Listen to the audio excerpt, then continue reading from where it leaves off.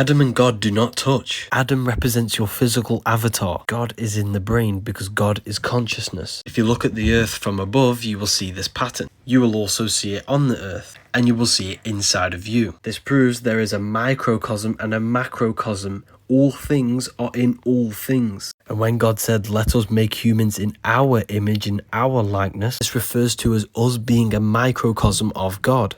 Your external physical world is generated from your invisible mind. The phone, the buildings, the cars that you have were manifested from pictures within the invisible mind. You are a creator. You are a microcosm of the macrocosm. Humans possess an advanced consciousness which can take something non-physical and manifest it into a physical reality. Your invisible self is God. But you think you are the body, which is Adam, the lower self. The early Christian artwork depict God is in the brain. Heaven is upwards, which is the head. It's the top of the body. The earth represents heart. This is the midpoint between good and evil. And your heel is hell. We need to kill the lower nature of ourself and live off the higher parts of the body. When you do something wrong, you can feel it inside of you. But invisible intelligence is always guiding you, and all you have to do is reach out to God, to touch God, the invisible intelligence, and become the higher self.